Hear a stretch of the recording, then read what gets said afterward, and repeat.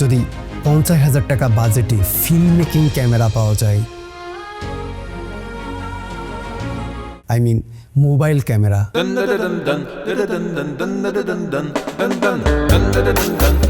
200 megapixel main camera shooter, super steady shot, super macro shot and DSLR type portrait, কিন্তু performance not high performance, it's balanced performance. Emotional হয়ে তো ফোনের মডেলটাই বলতে ভুলে গেছি। Yes, this is honour 600, একটা 200 megapixel ওয়ালা ক্যামেরা ফোন। ফার্স্ট ভিডিও টেস্টিংয়ে আমি ডিপ্রেশনে চলে যাই। এত হাইপে থাকা একটা camera phone, but stabilization mode নাই। কিন্তু আপনার taking a shot, how to stabilization, even এর 12 মেগাপিক্সেল আলট্রা ওয়াইড শটে এর stabilization looks like a gimbal. YS mode আছে, 4K-তে 30 FPS পর্যন্ত শ্যুট করতে পারবেন। 30 FPS, 50,000 টাকা বাজেটের একটা ক্যামেরা সেন্ট্রিক ফোনে 4K-তে 30 FPS শট। ডিপ্রেশনে চলে যায়, আমি স্টপ করে দিলাম স্ক্রিপ্ট রাইটিং, অ্যান্ড তখনই ফাইন্ড আউট করলাম এর bokeh mode that change your life, change your art, change your film making. Bokeh মুডে এর অ্যাপারচার 1.2-তে আনতে পারবেন। What a blurriness, what a depth, what edge detection, but অতটাও খুশি হবেন না। বুকে মোডটা শুধুমাত্র 1080p 30 FPS-এই পসিবল। এরপরও যদি আপনি কনভিন্স না হন এই ফোনটার ক্যামেরাতে, তবে আপনার জন্য আছে extra film making mood. What a colour reproduction, আপনার ফিল্ম মেকিংয়ে মনে হবে আপনি হলিউড টাইপের ফিল্ম মেকিং করতেছেন। অ্যান্ড ইউ নো, এটা আপনাদের কি সেভ করবে? আপনাদের এডিটিং টাইম সেভ করবে, colour grading editing time save করবে যদি আপনি স্লো এডিটর হন। স্লো মোশন 180p-তে 120 FPS-এ শ্যুট করতে পারবেন, অ্যান্ড এর স্লো মোশন জাস্ট ওয়াও, আপনার ফিল্ম মেকিংকে নেক্সট লেভেলে নিয়ে যাবে। আমি অনেকক্ষণ থেকে ট্রাই করছিলাম এই ফোনটার ক্যামেরা নিয়ে আপনাদেরকে হতাশ করার, বাট কোনোভাবে পাচ্ছিলাম না। এত ক্লিয়ারিটি, এত শার্পনেস, এত ডিটেলসের ক্যামেরায় কোনো কিছুতে ঘাটতি নাই। বাট টেলিফোটো লেন্স, এখানে কোনো টেলিফোটো লেন্স নাই। অ্যান্ড এর যে নর্মাল সিরিজ অর্থাৎ 200, 400 অ্যান্ড 600, সর্বশেষ এখানে 200-এ টেলিফোটো লেন্স ছিল, বাট 400 অ্যান্ড 600-এ এটা থাকছে না। আই হোপ এবার আপনাদের কিছুটা হলেও নাইট মুড, নট অনলি পোর্ট্রেটের ক্ষেত্রে গুড, এর নাইট মুডের সিনেমাটোগ্রাফি আরও extra level. Detail, colour depth, bright, everything is perfect এর সিনেমাটোগ্রাফিতে in night mood. Film making বাদেও কিন্তু এই ক্যামেরার ফটোগ্রাফিতেও পিছিয়ে নেই। ফটো টেকিংয়ের সময় এইটা আপনার হাতে নিয়ে মনে হবে এটা কি পেলাম ভাই, বাট আপনি গ্যালারিতে ঢুকে যখন এর ফটোগুলো দেখতে যাবেন, what a nice AI image processing, যেখানে ডিটেল, ডেপথ, কালার টোন কি নেই। 200 মেগাপিক্সেল মোডে শ্যুট আছে তো এর মোড অপশন থেকে হাই রেজলিউশন মোডে যদি ছবি তোলেন, তখন এটা 200 মেগাপিক্সেল মোডে কাজ করে। ইভেন এর 12 megapixel ultra wide photo not so much ডাল, লিটিল বিট ডিটেল কম আছে, বাট কম নাই এর পোর্ট্রেটে। 1x, 1.5x and 2x digital zoom almost lossless photo provide করতে পারছিল। এসব তো কিছুই না এর বুকে মোডের কাছে। What a portrait look, what a blurriness, what a edge detection, কিন্তু the photo is not natural. আর এই সময় ন্যাচারাল কে চায় ভাই? সবাই চায় একটু। বাট আপনি যদি ফিক্স করে ফেলেন যে আপনার ন্যাচারাল লুকই লাগবে, তাহলে এটার প্রো মোড চুজ করতে পারেন।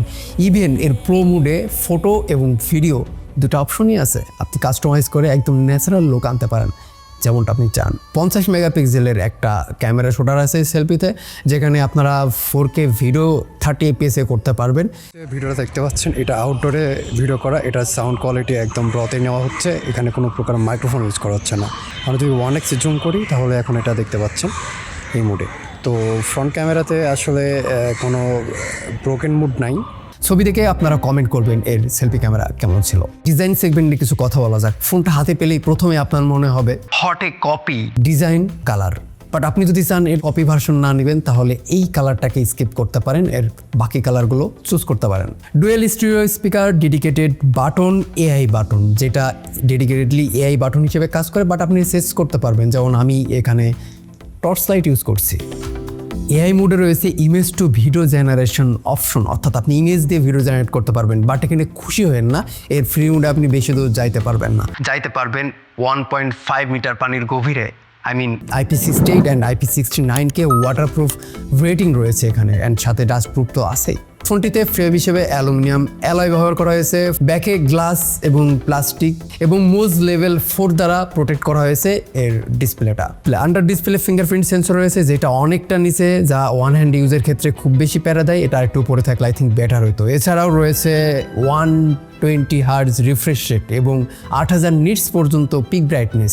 এইচবিএম মুডে কতটা পারফর্ম করছে সেটা ইম্পর্টেন্ট, অ্যান্ড সেই ক্ষেত্রে 2000 নিটস পর্যন্ত এটা ব্রাইটনেস প্রোভাইড করতে পারে। লুক, আমি যদি এর ফুল ব্রাইটনেস নিয়ে আপনাদের সামনে ধরি তাহলে বুঝতে পারছেন এর কতটা ব্রাইটনেস আছে।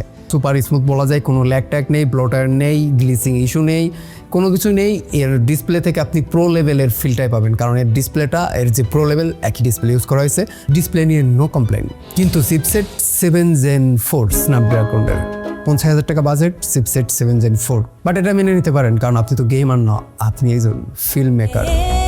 টুকটাক কল অফ ডিউটি পাবজি খেলে থাকেন তাহলে এটাতে ভালো খেলতে পারবেন। মোটামুটি 1 ঘন্টা 1.5 ঘন্টা খেলা যায়। পাবজিতে মিডিয়াম গ্রাফিক্সে 60 FPS এবং লো গ্রাফিক্সে 90 থেকে 91 FPS খেলতে পারবেন। পাবজিতে আপনারা যদি ক্লোজ ফাইটিংয়ে দেখেন কিছুটা ল্যাগ বা স্টাডারে দেখা পাচ্ছিলাম, বাট ফ্রেম ড্রপ নেই, হিটিং ইস্যু নাই। 35 থেকে 34 বা 35 এরকম হিটিং বা টেম্পারেচার আমরা এখান থেকে পেয়েছি। কল অফ ডিউটিতেও সেম, মিডিয়াম গ্রাফিক্সে 60 FPS এবং লো গ্রাফিক্সে 90 FPS খেলতে পারবেন। তবে কল অফ ডিউটির ক্ষেত্রে ল্যাগ বা স্টাডার তেমন একটা পাওয়া যায়নি এবং heating issue same, max 35 degree পর্যন্ত সেলসিয়াস জেনারেট করতে পারছিল। চিপসেটের পারফরমেন্স যদি আপনার স্যাক্রিফাইস করেন তাহলে একটা ব্যালেন্স পারফরমেন্স পাবেন, এবং এখানে কিন্তু থার্মাল ম্যানেজমেন্টটা জোস ছিল। এই ফোনটির আপডেট প্রাইস জানতে আপনারা নোয়াতারা মোবাইল হাউসের অফিসিয়াল ফেসবুক পেজ ভিজিট করতে পারেন, অথবা আপনারা যারা যশোরের আশেপাশে আছেন তারা কিন্তু তাদের শপটাও ভিজিট করতে পারেন। ডিসপ্লে সাইজটাই বলা হয়নি, 6.57 ইঞ্চ একটা অ্যামোলেড ডিসপ্লে প্যানেল ব্যবহার করা হয়েছে, এবং এটি অ্যান্ড্রয়েড 16-এর উপর ম্যাজিক ওএস 10 অপারেটিং সিস্টেমে রান হচ্ছে, যেখানে 6 বছরের মেজর আপডেটস প্রোভাইড করবে এটা ক্লেম করতেছে।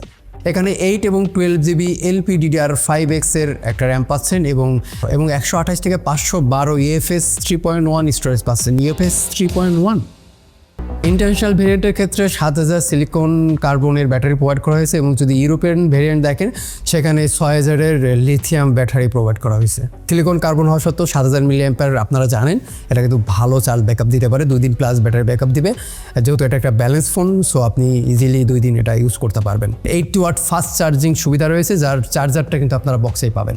সো এবার আসি এর গুড এবং ব্যাড পার্ট। এর গুড পার্টগুলো নিয়ে যদি বলি, এখান থেকে আপনারা 200 মেগাপিক্সেলের একটা ফ্ল্যাগশিপ লেভেলের ক্যামেরা সেন্সর পাচ্ছেন, সিনেম্যাটিক ফিল্ম মেকিং করতে পারবেন, বুকে মুড রয়েছে যেখানে 1.2 অ্যাপারচার কন্ট্রোল করতে পারবেন, ব্যালেন্সড একটা software performance, no lag, no issue, no stutter, 120 hertz refresh rate, সব মিলায় ডিসপ্লেটাও জোস।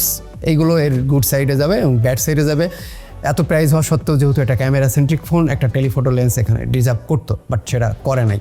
দেন হচ্ছে আপনি যদি কল অফ ডিউটি খেলেন সেক্ষেত্রে কিছুটা ল্যাগ ট্যাগ পাবেন। UFS 3.1 রয়েছে, 4K ভিডিওতে 60 FPS মিসিং। ওভারঅল যদি বলি আপনার এটা প্রাইসটা একটু বেশি, যদি এটা প্রাইস 45 এর কাছাকাছি হইতো তাহলে এটা নির্দ্বিধায় বেস্ট একটা ফোন। এখন আসে এই ফোনটা কাদের জন্য এবং কাদের জন্য না। যদি আপনি প্রো লেভেলের গেমার হন তাহলে এটা not for you. Normal day to day use করতে চান, একটা বেস্ট বা ব্যালেন্স পারফরমেন্স চান, সাথে মাঝে মাঝে আপনি সিনেমাটোগ্রাফি বা ফটোগ্রাফি করতে চান, তাহলে এটা আপনার জন্য বেস্ট অপশন। তো আপনি কোন লেভেলে আছেন সেটা আপনি আমাদেরকে জানাইতে পারেন, আমরা আপনাকে সাজেস্ট করতে পারবো, এবং আপনারাও চুজ করতে পারবেন আপনাদের বেস্ট ওয়ান। এবং আপনাদের ভালো লাগলে ভিডিওটি লাইক করবেন, সাবস্ক্রাইব না করে থাকলে সাবস্ক্রাইব করতে পারেন। দেখা হচ্ছে নতুন কোনো ভিডিওতে, ততদিন টেক কেয়ার, বাই বাই।